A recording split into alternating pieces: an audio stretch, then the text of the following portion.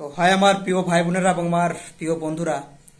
তো তোমাদেরকে প্রথমে জানিয়ে রাখি, বিশাল বড় একটা খুশির খবর আসতে চলেছে 22 স্টেট পাস পরীক্ষার্থীদের জন্য। তো প্রথমে যেটা বলে রাখি বন্ধুরা, 23 সালে যে প্রশ্নপত্রে প্রশ্ন ভুল মামলায় যারা যারা রিভিউ করেছিল, অর্থাৎ পর্ষদ তারা একটা অ্যান্সার শিট পাবলিশ করেছিল এবং দেন যে সমস্ত স্টুডেন্টদের মনে হয়েছে যে এই সমস্ত কোশ্চেনগুলো ভুল হতে পারে, তার জন্য তাদেরকে একটা নির্দিষ্ট সময় দিয়েছিল এবং সেই অনুযায়ী কিন্তু খুবই তাড়াতাড়ি পর্ষদ কিন্তু তাদের রিভিউ যে অ্যান্সার কি, সেই রিভিউ অ্যান্সার কি তারা কিন্তু দ্রুত পাবলিশ করতে চলেছে এবং এখান থেকে মোটামুটি ধরে রাখো 2+ মার্কস কিন্তু সবারই বাড়তে চলেছে। তবে এই 2 মার্কস বাড়বে কাদের, যদি ধরো প্রশ্নে যদি ভুল থাকে তাহলে তো সবাই পাবে বন্ধুরা, যারা যারা মানে রিভিউ করেছিল তারা তো পাবে, প্লাস যারা যারা করেনি তারাও পাবে যদি প্রশ্নে ভুল থাকে। বাট যদি অপশনে ভুল থাকে, ঠিক আছে, অপশনে ধরো অ্যান্সার হলো বিসি বা দুটোই অ্যান্সার হলো, তাহলে কিন্তু সবাই কোশ্চেন পাবে না, সবাই মানে নাম্বারটা পাবে না। নাম্বার কারা পাবে? যারা যারা রিভিউ করেছিল শুধুমাত্র তারাই নাম্বারটা পাবে। তো 2023 সাল থেকে 2+ মার্কস বাড়ছে। ঠিক সেমভাবে ওই রাখি বন্ধুরা, 2017 এবং 2022 সালের টেট প্রশ্ন ভুল যে মামলাটা রয়েছে বন্ধুরা, সেখানে কিন্তু 2022 সালে তো প্রায় 23+ মানে ভুল কোশ্চেনে করা হয়েছিল, মামলা করা হয়েছিল। কিন্তু সেই মামলায় যেটা দেখতে পাচ্ছি বন্ধুরা, তাতে কিন্তু বিচারপতি যেটা বলছেন সেটা হচ্ছে গিয়ে যে অধিকাংশ প্রশ্ন ভুল মামলা করা হয়েছে, বেশিরভাগটাই কিন্তু ভুলভাল করা হয়েছে, অর্থাৎ এতগুলো কোশ্চেন ভুল ছিল না। বাট হ্যাঁ, বিচারপতি কিন্তু একটা নির্দিষ্ট কমিটি গঠন করেছে এবং তাতে দেখা যাচ্ছে যে মানে একটা নাম্বার বাড়ার সম্ভাবনা তো আছে। তো খুব বেশি একটা নাম্বার বাড়বে না, বাড়লেও যদি পর্ষদ যদি কিছু না মনে করে তাহলে কিন্তু সবারই ধরে রাখো বন্ধুরা প্রায় 4-5 তো মার্কস তো বাড়বেই বন্ধুরা। বাট হ্যাঁ, পর্ষদ যদি মনে করে যে আমরা 2022 স্টেট পাস পরীক্ষায় আর কাউকে নাম্বার আমরা দেব না, সেটা কিন্তু পর্ষদ করতে পারে। কেননা বন্ধুরা আপনারা সবাই জানেন 2017 সালের যে প্রশ্নভুল মামলাটা যেটা হয়েছিল, সেখানে কিন্তু পর্ষদ নিজে গিয়েছিল কোর্টে এবং তারা কিন্তু সেটাকে স্টে করে দিয়েছিল। ঠিক সেমভাবে 22 সালের টেট পাসে প্রশ্নভুল মামলায় কতজন স্টুডেন্ট আবার মানে নম্বর পাবে বা তাদের কত নাম্বার বাড়তে পারে, সেটা কিন্তু পুরোটাই ডিপেন্ড করছে পর্ষদের উপর। কারণ পর্ষদ একটা যুক্তি দেখাতেই পারে কোর্টে, সেটা হচ্ছে গিয়ে যে তারা স্টুডেন্টদেরকে নির্দিষ্ট সময় দিয়েছিল অ্যান্সার কি পাবলিশ করার পরও, তাহলে সেই সময়টাতে তারা কেন অ্যাপ্লাই করেনি, এটা একটা প্রশ্ন হতে পারে বন্ধুরা।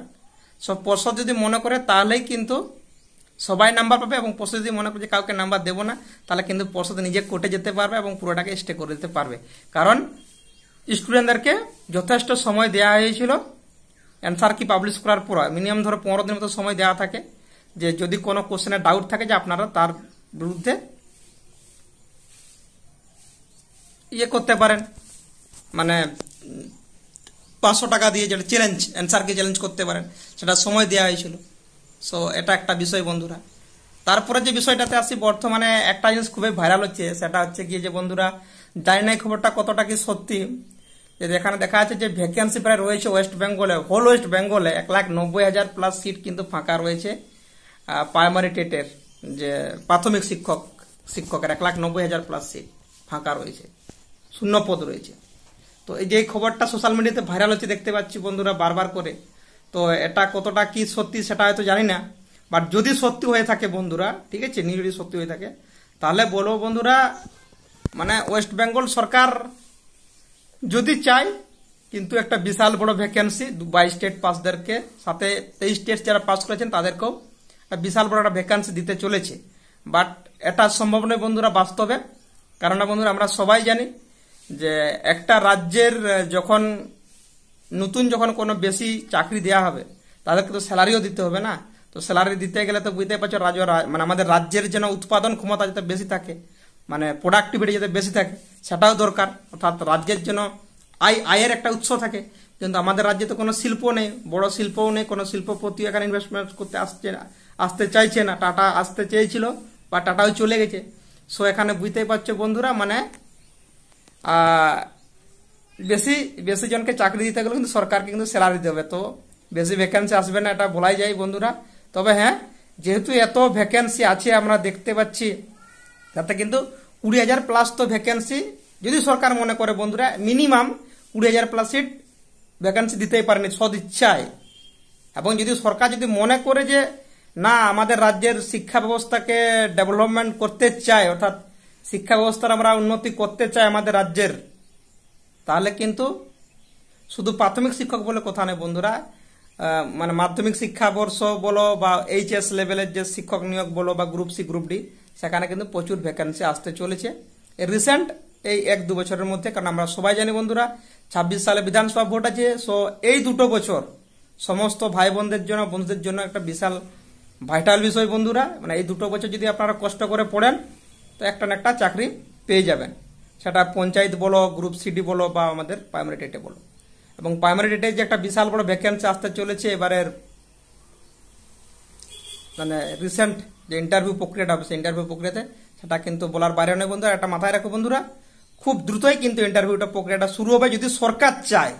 বাট সরকার না চাইলে বন্ধুরা, অর্থাৎ পর্ষদ যদি না চাই, এবং সরকারের অ্যাপ্রুভাল তো দিতেই হবে না, তবে তো পর্ষদ করতে পারবে ইন্টারভিউ প্রক্রিয়াটা। তো দুটোই ডিপেন্ড করছে সরকার এবং পর্ষদের ইচ্ছার উপর বন্ধুরা। এখানে আমরা কিছুই করতে পারবো না, বাট হ্যাঁ ট্রাইটা করতে হবে, আইনি লড়াইটা তো লড়তেই হবে সবাইকে, তাই না? বেকার বসে থাকার চাইতে তো কিছু তো করা উচিত না বন্ধুরা। কারণ এত ভ্যাকেন্সি দেখতে পাচ্ছি আমরা, তাও যদি রিকোয়ারমেন্ট না হয় বন্ধুরা, আর প্লাস 22 সালে টেট পাস করেছেন আপনারা, আজ 24 সাল হয়ে গেল, 2 বছর হতে চললো, 23-এর রেজাল্ট পাবলিশড হয়ে গেল, এখন যদি একটা রিকোয়ারমেন্ট প্রক্রিয়া না হয় বন্ধুরা, তাহলে তো চাপ।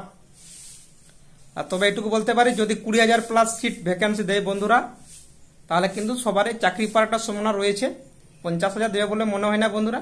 বাট তবে হ্যাঁ, সরকার যদি মনে করো কিন্তু সবই সম্ভব, যেটা বিহার সরকার করে দেখিয়েছে, ঠিক আছে, সবাইকে নিয়ে নিয়েছে এডুকেশন সিস্টেমে। তাদের কিন্তু এখন বিশাল ডেভেলপমেন্ট বিহারে, সেটা ওয়েস্ট বেঙ্গল কতটা করবে সেটাই দেখার বিষয় বন্ধুরা। কারণ অলরেডি মাননীয় বলেছেন যে আমাদের 10 লক্ষ চাকরি রেডি আছে। এখন কোথায় রেডি আছে সেটাই দেখার বিষয়, কিভাবে 10 লক্ষ চাকরি দিচ্ছে সেটাই দেখতে চাই আমরাও, তাই না? তবে এটুকু বলতে পারি বন্ধুরা, 22 টেট পাসের যারা পাস করে বসে আছেন তাদের জন্য ডিপ্রেশন লাইফ অনেকটা কাটিয়ে ওঠার সময় এসে গেছে, এবং তারা যে একটা ভালো চাকরি পেতে চলেছে। এবং রিসেন্ট এই 25 সালের মধ্যেই যে মানে 24 থেকে 25, অর্থাৎ নভেম্বর ডিসেম্বরের মধ্যেই কিন্তু আরেকটা ফাইনাল নোটিফিকেশন আমরা দেখতে পাবো, আশা করছি খুব দ্রুতই ইন্টারভিউ প্রক্রিয়াটা, এতে ইন্টারভিউ প্রক্রিয়ার জন্য বন্ধুরা, ঠিক আছে। আর 8 তারিখ তো বুঝতেই পারছেন, 22 টেট পাস যে সমস্ত ভাই বোনেরা রয়েছে তারা কিন্তু আজ রয়েছেন, তারা কিন্তু সবাই যাচ্ছে তাদের দাবি নিয়ে। তখন দেখা যাক গভর্নমেন্ট কি স্টেপ নেয়। তবে এটুকু আশা রাখবো বন্ধুরা, একটা হিউজ ভ্যাকেন্সি তো আসবেই 22 টেট পাস পরীক্ষার্থীদের জন্য, সেই বিষয়ে চিন্তার কোনো কারণ নেই। অ্যাটলিস্ট 20,000 প্লাস তো সিট বন্ধুরা দেবেই, ঠিক আছে, যদি সরকার মনে করা। যদি না মনে করে তো কিছু করার নেই বন্ধুরা। তবে হ্যাঁ, এইখানটা দেখতে হবে বন্ধুরা, 22-24-এর যারা ডিএলএড পাস, ডিএলএড পরীক্ষার্থীরা রয়েছেন, তারা যদি ইন্টারভিউতে প্রক্রিয়াতে চান্স পায়, আমি আগেও বলেছি এখনো বলছি বন্ধুরা, তাহলে কিন্তু কাট অফটা একটু হাইলি চলে যাবে।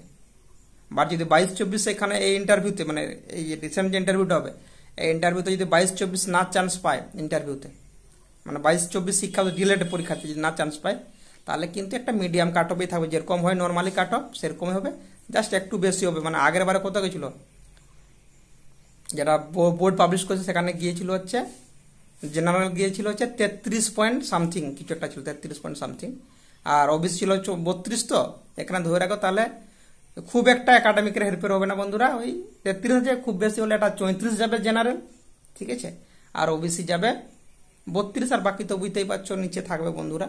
তবে হ্যাঁ, এখন যদি ভ্যাকেন্সিটা বেশি দিয়ে দেয় তাহলে কিন্তু কাট অফটা আরো কমে যাবে, পুরোটাই ডিপেন্ড করছে ভ্যাকেন্সির ওপর বন্ধুরা। তবে হ্যাঁ, যেহেতু একাডেমিক স্কোর সবারই এবার ভালো আছে, তো একটু তো হাই কাট অফ যাবে বন্ধুরা, বুঝতেই পারছো। বাট যদি ভ্যাকেন্সি বেশি দেয় তাহলে কিন্তু কাট অফটা নেমে যাবে পুরো, অর্থাৎ পুরোপুরি ডিপেন্ড করছে কিন্তু ভ্যাকেন্সির উপর। আর খুশির খবর এটাই বন্ধুরা, খুবই দ্রুত কিন্তু 25-এর আগে অ্যাটলিস্ট বলতে পারি বন্ধুরা, 22 টেট পাস পরীক্ষার্থীরা একটা চান্স পাবে, এবং সরকারকে দিতে এটা বাধ্য, কারণ এত বছর বসিয়ে রাখতে পারবে না। আর 24-এর কিন্তু টেট পরীক্ষা অবশ্যই হবে, সো 24-এর টেট পরীক্ষার প্রিপারেশনও আপনারা কিন্তু নিতে থাকুন বন্ধুরা, এটুকুই বলবো। আর এই 2 বছর খুবই একটা ভাইটাল ইয়ার চলছে বন্ধু, 2 বছর, কারণ 26-এ বিধানসভা ভোট আছে, তাই এখন কিন্তু প্রচুর ভ্যাকেন্সি আছে। সো আপনারা প্রিপারেশন থেকে দূরে হাঁটবেন না। আর অবশ্যই ভিডিওটা ভালো লেগে থাকলে লাইক করো, সাবস্ক্রাইব করো, কমেন্ট করো, আর পাশ থাকো বন্ধুরা, ঠিক আছে। সাবস্ক্রাইব করে সাপোর্টটা করো। আর আমি অল টাইম তোমাদের যে আপডেট থাকবে প্রাইমারি টেট নিয়ে সমস্ত কিছু দেওয়ার চেষ্টা করে যাবো আমার দিক থেকে যতটা পারবো। টাটা বন্ধুরা, ভালো থেকো।